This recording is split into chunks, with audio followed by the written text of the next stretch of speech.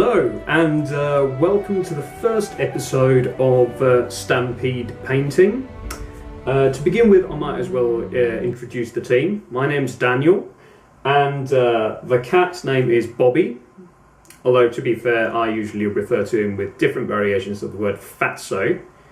And the vicious reptile hiding somewhere in the terrarium behind me is named Skiller, and hopefully we can get through this without it eating the cat.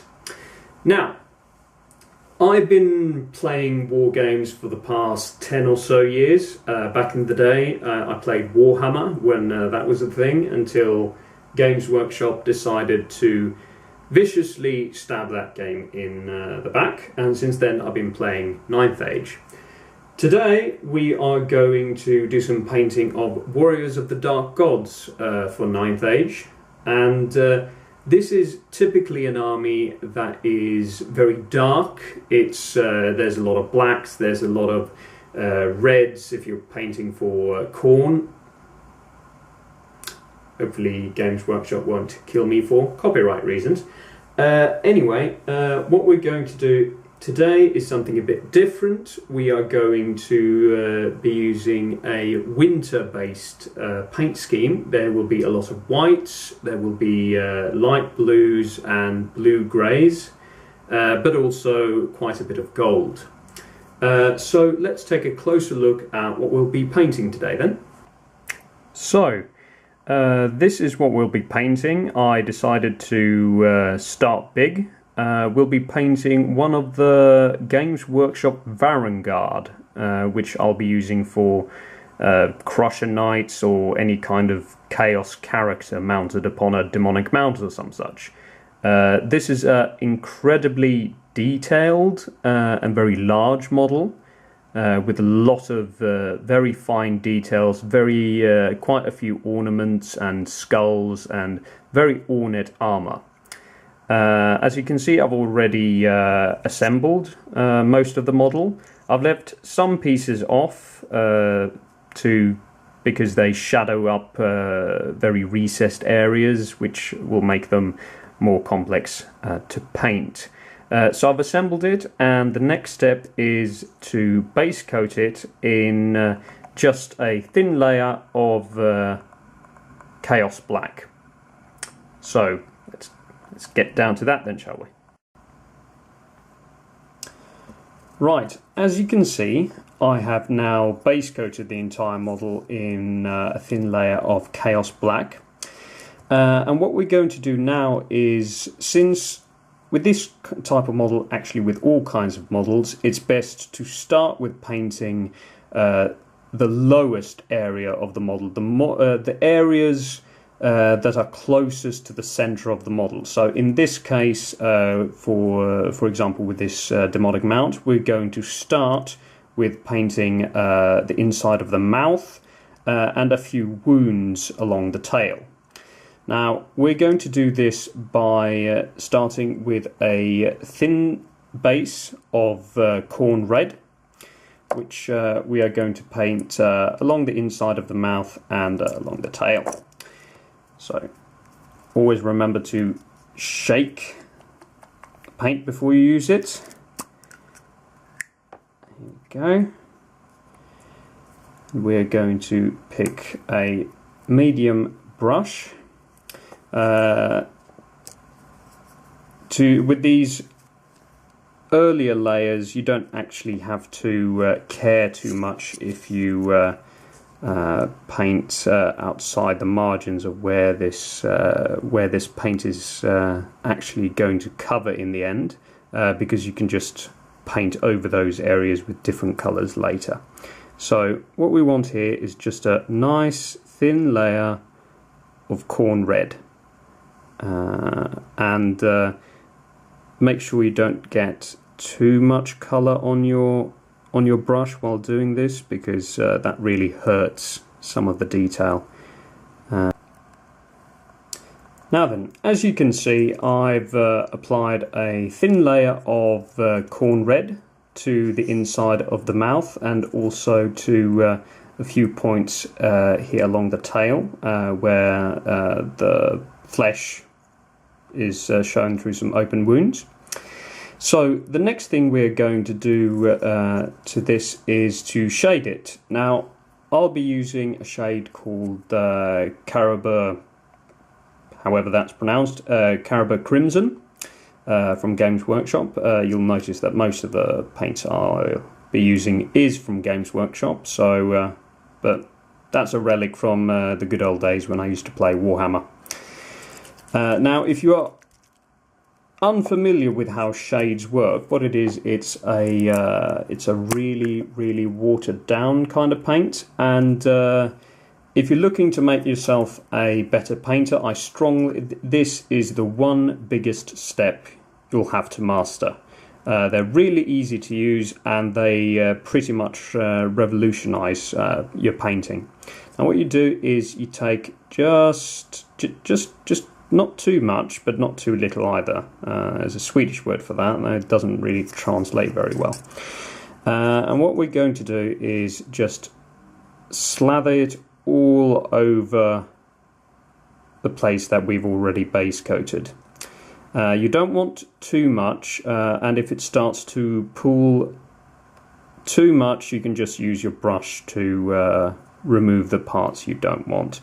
And what this does is it sort of slides into the recessed areas and really gives a nice basic shading effect to the initial layer.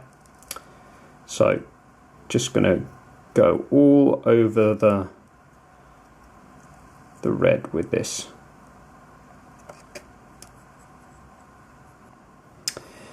Right then, the shade is all but dried up inside of the mouth and along the tail. And what we're going to do now is we're going to employ a method called layering.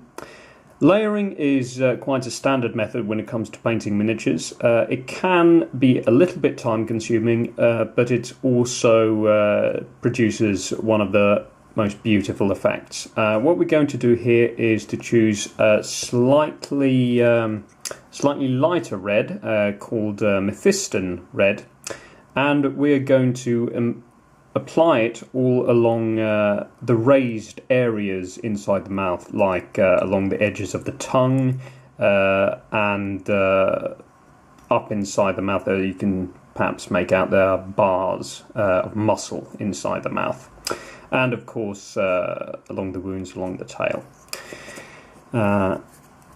Shake the paint a bit. Right. For this, I suggest using, especially for the finer details inside the mouth, it's quite a small area with a lot of small details. It's quite good to use a really thin brush for this. So we're going to take some colour there. You want quite a little bit of colour because you don't want it to pool along the towards the point of the brush. You just want a nice even layer. Now let's see. See, this is what you want. You just want to show some red along the raised areas. You don't want to touch the recessed areas because the shading has already done its work there. So we want to keep that shading going, and then just make the raised areas along the tongue really stand out.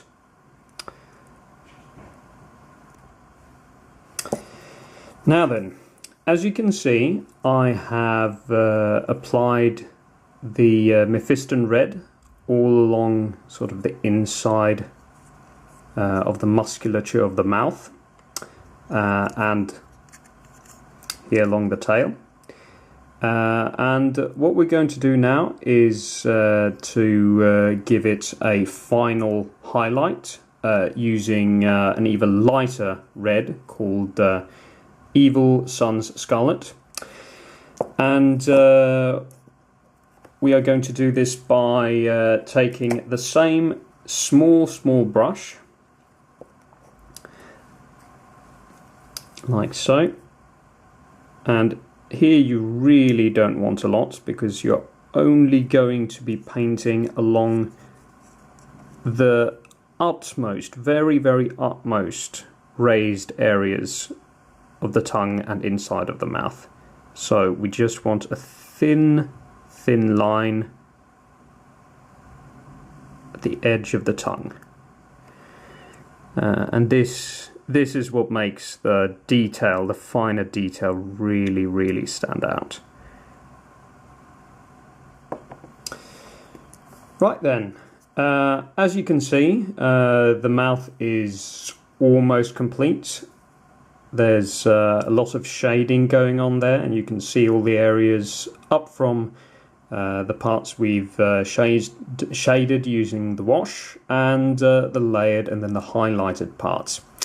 Now, because this is the inside of the mouth, it is per definition quite wet, and what we can use to simulate this is what's called a hard coat, which is a technical colour.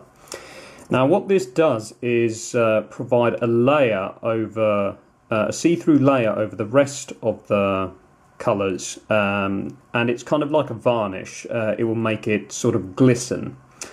And this is a really nice tip for all you people who play undead and vampires who need to paint a lot of open wounds.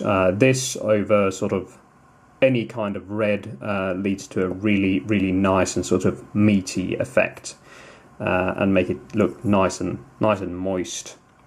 And for those of you who don't like that word, stop being stupid. So what we're going to do is just take a bit of this, and we're going to use a medium brush for this, because we're not being quite as detailed as before. Just take a bit on there. Now this you really only want a very, very thin layer of, because if it starts to pool and you get too much of it, then you get sort of a bit of a skewered effect. It gets a bit white and a bit misty, and you don't want to be messing up any of those nice colours you've already spent so much time highlighting on. So just paint this all over the inside of the mouth. You don't need to be very neat when it comes to sort of where you paint and where you don't paint, because it's see-through and it's supposed to cover everything, and we haven't painted anything around the mouth or such yet, so anything that ends up outside of the mouth we'll just paint over later on. Now, don't know how easy it is to see, but as you can hopefully see, there's a little bit of a glistening effect now on the inside of the mouth, which makes it look nice and wet, sort of like a bared muscle. Right then, the inside of the mouth is finished. Hopefully you can see it properly. And what we're going to do now is we're going to move on to the rest of the, whatever the hell this is, demon horse, his body. Most notably his skin. And what we're going to, since we're doing a winter themed army, we are going to make him sort of a greyish blue. And the base coat for this we're going to use is called the Fang, and it's sort of a purplish grey colour. However, we'll be lighting up that up as we go along. So give it a good shake. Here we go. Since this is quite a large model, it's like the size of the old metal Stegadon or something. You don't really need to be neat when it comes to this. Maybe, well, except for the around the corners of the mouth and the tail where we've already painted the red colours. So we're going to use, at least for most of it, quite a large brush. So you can just put on quite a bit there. You don't really need to be careful about how much colour you put on the brush, but it is often quite important that you only put quite a thin layer on the model.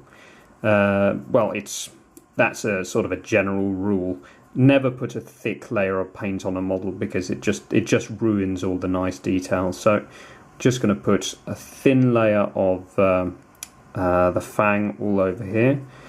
Since we use thin layers, it's quite often that you need to put a second layer to sort of really cover up that black.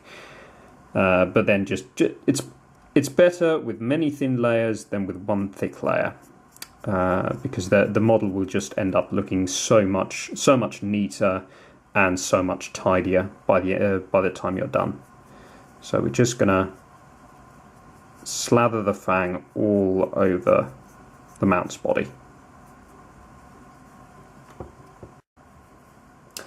Right then, as you can see, I've now covered the entirety of the mount's body in the fang.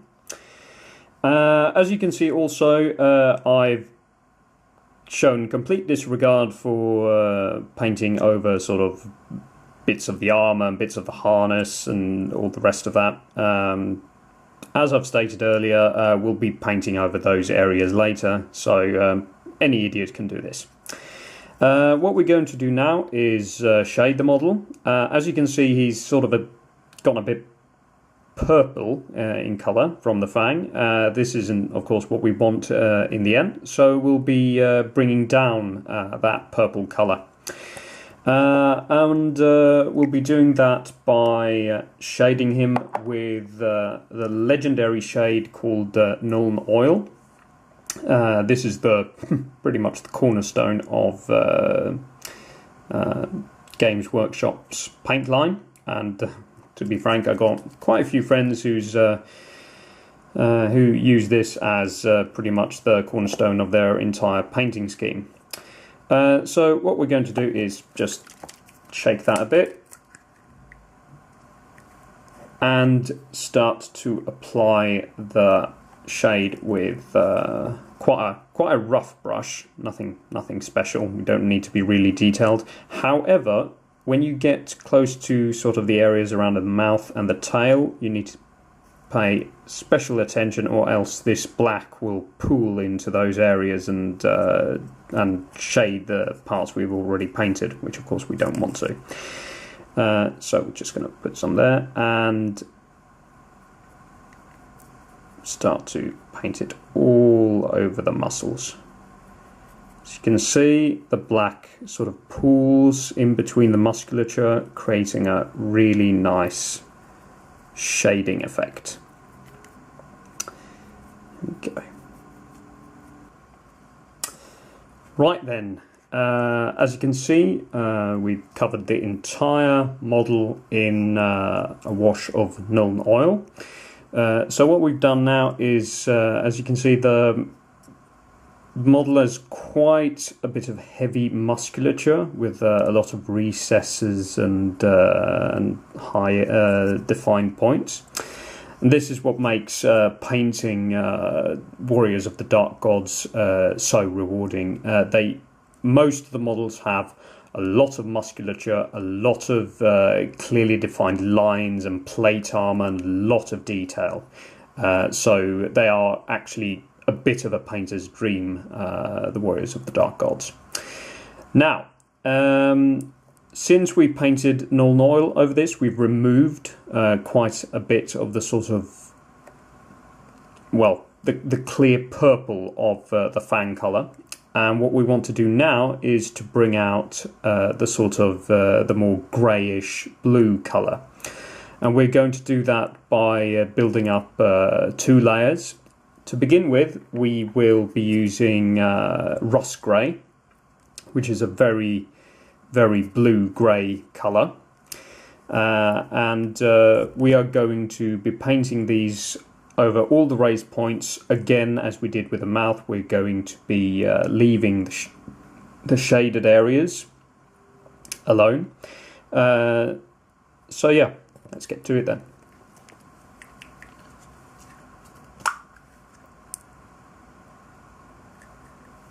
There we go. Now for this, this model has, its muscles are usually quite large, so I'll be using a medium brush. However, along the mouth and around the head, there's a lot of much finer bits and pieces of much finer muscles and sort of scale-like protrusions. I'll be using a smaller brush for that. But just to show how this works, you'll be starting with the chest. So just get a bit of paint on there. That's a bit too much. And we'll just be painting nicely over the fang colour, leaving the recesses of the muscle. Now this part is quite time consuming, but I promise you it will make up for it in the end. Right then, as you can probably see, we've covered the entire main body of the model in rust grey, and as you can see, we picked up quite a lot of all the details and all the raised areas along the model. This took a bit longer than I had initially planned, because there's quite a bit more detail than I had anticipated. But we've got ourselves quite a nice effect in the end. Right, to finish off the skin, we will be doing a final highlight using Fenrisian grey. This colour is quite similar to rust grey, only it's a slightly bit lighter. Now the highlight we'll be using this time is a little bit different, well, marginally different from the one we used when we highlighted the mouth. And that's because here we don't want any sort of sharp differences between the two colours, rust grey and Fenrisian grey. So just be taking a bit of paint here on our medium brush, and then we'll be painting it along the raised areas of the muscle, like so. However, the difference is, as you can probably tell, let's see, I don't know how well it shows up, but there's quite a stark difference between the Fenrisian grey and the rust grey, and we don't really want this for our muscle and our skin. So instead we're going to take a little bit of paint, and then we're going to sort of dry some of the paint off a piece of paper. And then we want to sort of just blur, ever so slightly, blur the line between the two paints. This will create a much finer sort of gradient of colour between the lower areas and the raised areas. It's fine to keep the stark contrast between the shaded areas and the areas with rust grey, but we don't really want to keep that going for the entirety of the model, because it will look a bit wonky in the end. Now, before we go any further, I want to chat a bit about where you go. Wait. About the colours I'm using here. Now, my style of painting is usually quite bright. There's a lot of sort of sharp contrast between colours, and all the colours tend to be quite bright. I seldom, if ever, use sort of dank and dark browns and black and such. Some people like to use sort of more subtle shaded pieces of colour on the models. It's not quite my method of painting, mainly because if you want to draw attention to your models, if you want to sort of put a nice, beautiful army down and you want people to notice it, I feel that using strong, powerful colours like red and blue and yellow tends to help quite a lot with drawing attention to your army. And secondly, I want to chat a bit about the techniques I'm using. It's quite often I get comments on how did you learn, such as how did you learn to paint, and how long does it take, and etc., etc., so on and so forth.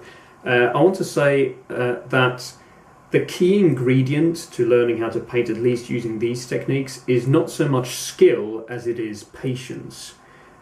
Patience is a key component in all types of painting, I feel, and coupled together with precision and sort of a knowledge of what paint works together with what should you use for a base, what should you use for a shade, the first layer, the second layer. As long as you have those things down, skill comes quite naturally after that. So as long as you think carefully about what colours you will be using, maybe test them beforehand if you're not quite sure, and make sure to take your time, be patient, and also be precise in your painting, then you should be able to paint using the skills I've taught you to the degree I'm using them within maybe a month or so. So it's not difficult, so just go for it.